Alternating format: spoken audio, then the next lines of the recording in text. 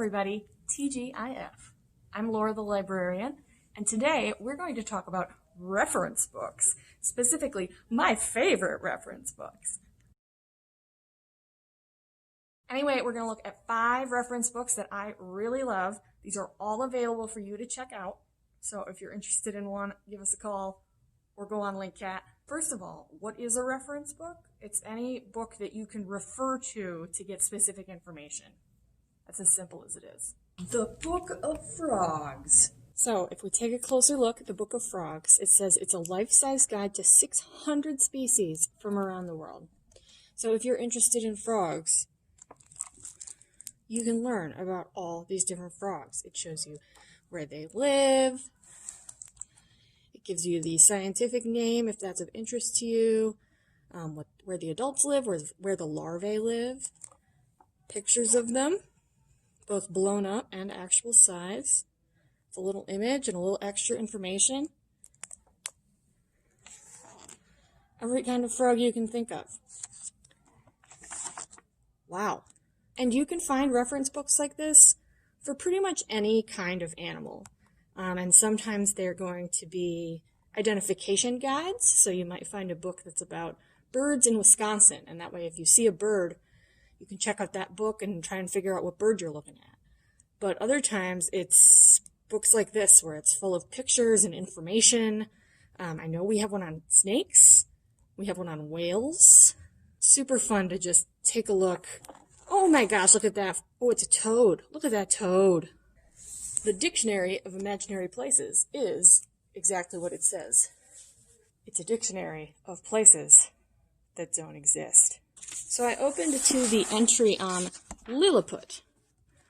Let's say if you heard Lilliput somewhere and you didn't know what it was, you could look it up. It's from Gulliver's Travels, if you haven't read that one. But the entry is going to be just like it would be in a encyclopedia if it were real. So it's going to describe the location of it. This one's got the capital, where who lives there and where it's located. Look at that one's even got a map. And then at the very end of each entry, you can see its citation. So Jonathan Swift, the long form of Gulliver's Travels, London, 1726. What I love about this book particularly is that it has so many maps and it goes into such description. So let's think of another place that might be in here. Yes, there's a huge entry on Middle-earth. Beautiful map. I love it. That's incredible. So even things that are a little bit more mythical, such as Avalon, from the Arthurian myths. Oh, look at this amazing map of Narnia. Ooh! Earthsea. Earthsea. What? People might say about reference books, you can just look it up on the internet. Not necessarily true. Sometimes you need a wider scope, more context to help you know what you're actually looking for, or to fill in the gaps of what you're missing, the very basics of something that maybe your internet search thinks is common knowledge. So What's What is a great example of this because literally everything has a name. Oh, let's not do snakes. Cool, so here's a boat. I think a lot of times books like this are really useful when you feel like you're over your head in a conversation about something where people think you have base knowledge that you maybe don't. So you can see this page here is about a rowboat, and it starts with basic nautical terminology. So you can learn what a bow and a stern are, and what starboard and port are, if you maybe didn't know that before. It's got all the pieces of an anchor, all the parts of the rope, all the parts of the buoy, and then things inside the boat, the seat, the transom, the oar and its parts. I know the basics of using a sewing machine, but I don't know any of the terms for the words, and so I usually call them like the little dial thingy or the place where the string goes. Oh, cool. The lunar lander. That's so cool.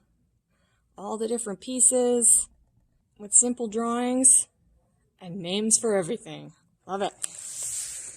And it's not just human-made things. So here you can see the names for the different kinds of clouds, where they sit in the sky. and more information about storms. So cool. The National Geographic Atlas of the World. This is the National Geographic Atlas.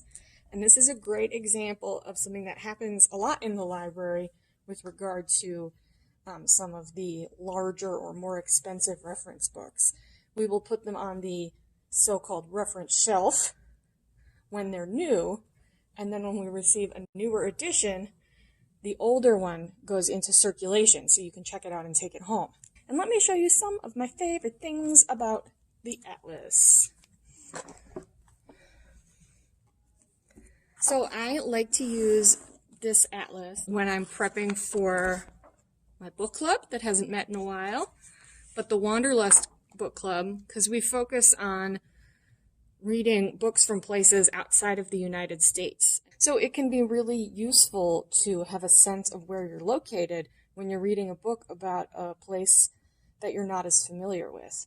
And now you might be saying, hey, Laura, what about Google Maps? Great. Google Maps is great, and actually I also use that a lot for my book club, especially when the book takes you inside a city. I know I did that with Trevor Noah's book in Johannesburg, where you can kind of really, you can zoom in and you can look at stuff and you can look at neighborhood names, and that's so fascinating.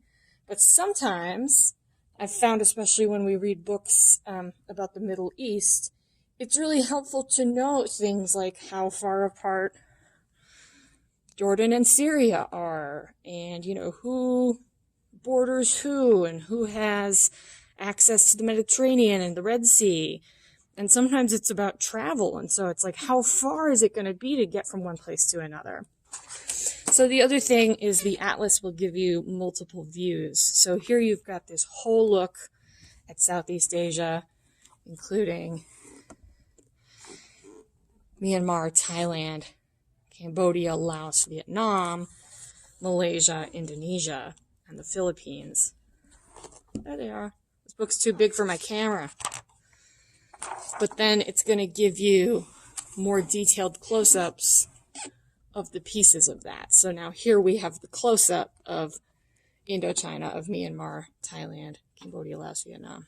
Anyway, we have atlases from other organizations as well, other publishers.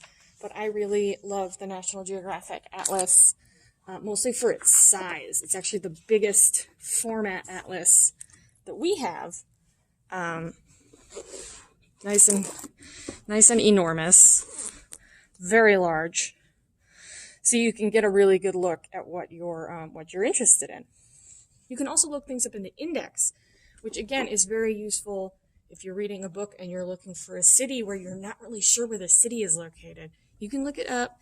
It'll tell you what map it's on and in what region so that you can flip right to it and find it. But fascinating. Okay, let's move on from the atlas. I've already talked for like 10 minutes about the atlas. Number one all-time favorite reference book is the World Almanac. The World Almanac and Book of Facts. This book comes out every year. The 2020 edition is currently on the reference shelf, but I believe we just received 2021, so soon you will be able to check out the 2020 version. Were you fascinated as a kid reading all the things in the Guinness book? Well, these are just like the fact versions of that. It's not so many of the made-up records that people try to accomplish. It's just facts. It's just facts. Honestly, I like to just read this book. You just pick a page and you read it. You can look up stuff that you might be interested in